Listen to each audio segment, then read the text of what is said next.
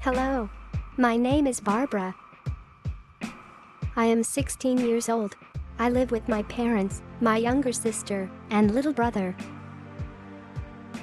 I love to listen to music, especially One Direction. I love celebrity gossip and watching the news. I also love dogs, chocolate, and sleeping. I am a typical teenager. I cannot talk using my voice. I use this iPad. I use it to talk in class and talk with my friends. I need my iPad to do my homework and take my tests. Without this technology, I wouldn't be able to tell you any of this. Assistive technology is my connection to the world. Without it, people wouldn't know what I am thinking or how I feel.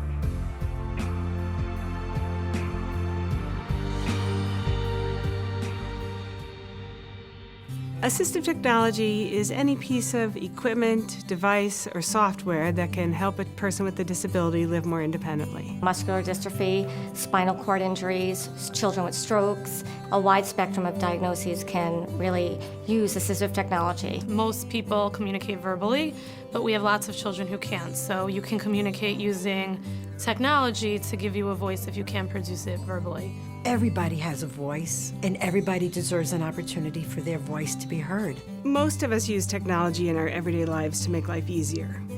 For a child with disabilities, assistive tech can make their life possible. It allows them to function when they couldn't otherwise.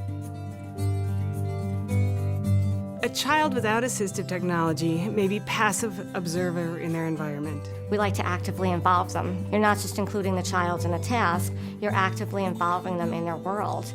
And with that comes confidence, comes their ability to say, what else can I do? And look more into the future. Ashley was a sassy 10-year-old. Bow tie, suspenders, she had her own way of being. She woke up one morning feeling chest pain and she collapsed in my bedroom. She went into heart failure. We were placed in the waiting list for heart transplant. During the surgery, she went into cardiac arrest. Then she suffered a major stroke. They actually sat me down 3 times and they said that she's probably not gonna have vision, be able to speak again, or remember who she is or who her family, friends are. What do you want us to do? I said, just give her time. She's my child and I don't want to give up. When she got to Blythedale, she was not able to breathe on her own. She was fed with a tube. She had almost no movement. She had no way to communicate. Initially, we worked with her just communicating yes and no, and then those same switches could develop into more communication. Then she was able to move through her world and learn to drive a power wheelchair. Now she is back at home. She's eating on her own. She's breathing on her own. Her sassy's coming back, her personality. Ashley's coming back. We never know when we reach full potential. We just keep looking for the next step. Ricky had a massive stroke equivalent to an 80-year-old man. And I remember when he woke up, tears started to run out his eyes and he couldn't talk. I said, "Are you scared?" He squeezed my hand because that's how he was communicating and said, yeah. He had no movement with his entire right side. When Ricky came to us, he was not able to stand independently for long periods of time. He wasn't able to walk. He wasn't able to use his arm functionally. He is currently using an electric stimulation device, just a small pulse of electrical current to the muscle that will generate a muscle contraction and help support that movement. With the machines and the electronic systems that Blythedale has been able to use on him, it has helped develop his right side again. He is a true athlete, and I think that's a big piece of how much he's progressed. When they found out that Ricky was a basketball player and Ricky only talked about basketball in coming here, I think they went above and beyond just getting him past the stage of stroke. It became, let's get him back to who he was before. Basketball is his passion. Once he was able to do more, I think that's when I kind of tapped into his basketball skills. Encouragement is what keeps me going. I'm very proud that I've done everything in 1 year.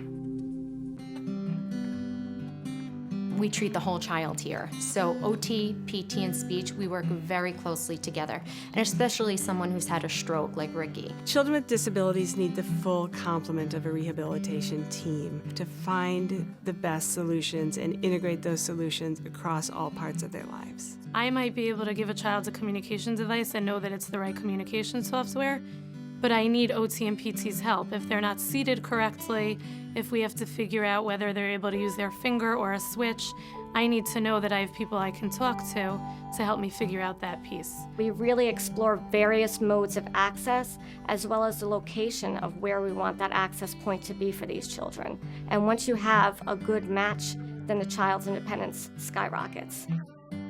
Bentley is a typical 6-year-old.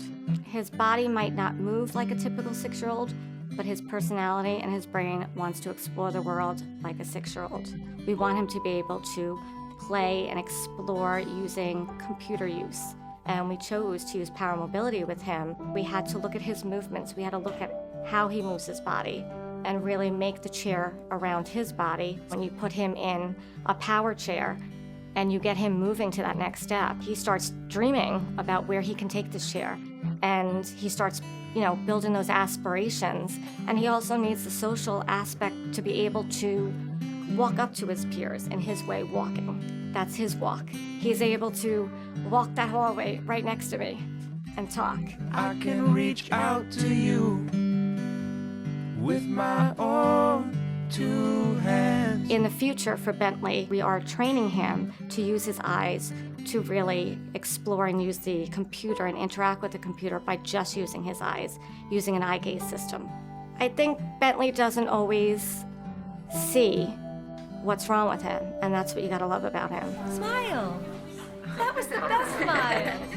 The goal of assistive technology is to tap into a child's potential, to allow them to function in the most fully successful way that they can in their world. Isla is a sweet, engaging 2-year-old little girl who had a devastating diagnosis of Rett syndrome, which is a very, very rare disorder.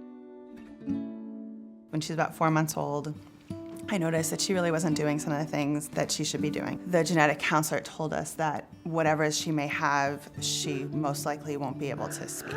I imagine a lot of horrible things, but I never imagined that she wouldn't be able to speak.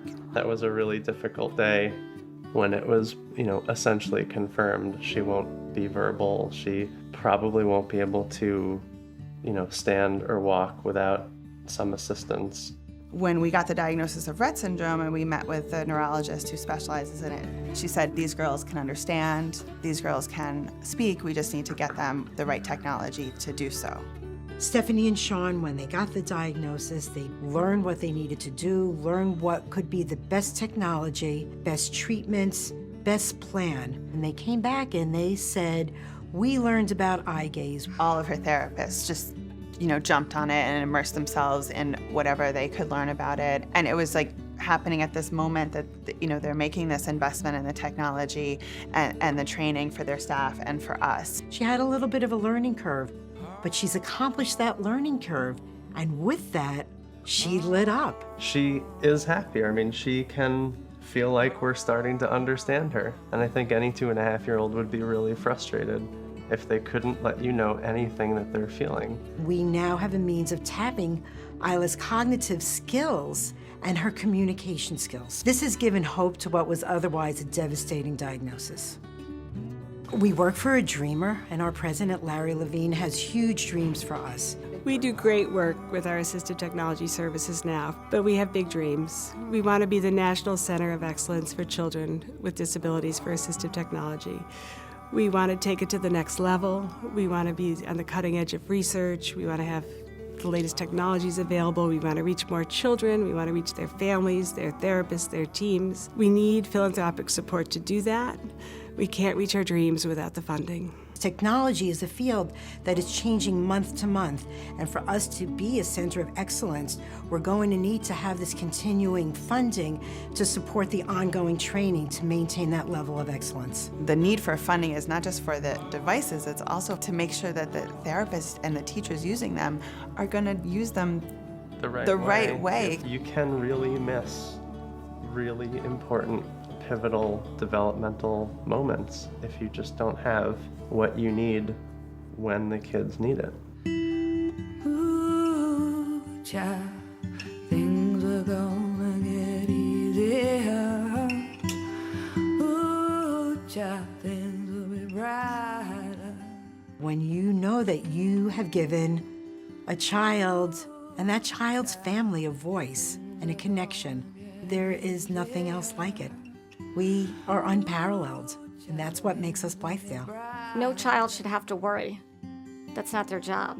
With assistive technology, we're able to lessen that worry about how they're going to speak to their friends or about how they're going to move in their environment. Assistive technology is going to take that worry away. The staffing here is amazing. The work they do here is amazing. They're making amazing things happen. There are a lot of heroes at Blythedale. First and foremost, the children are the heroes, and their families and their extended families that support them and support us, the providers, so that we can come together as a team and help them reach their goals.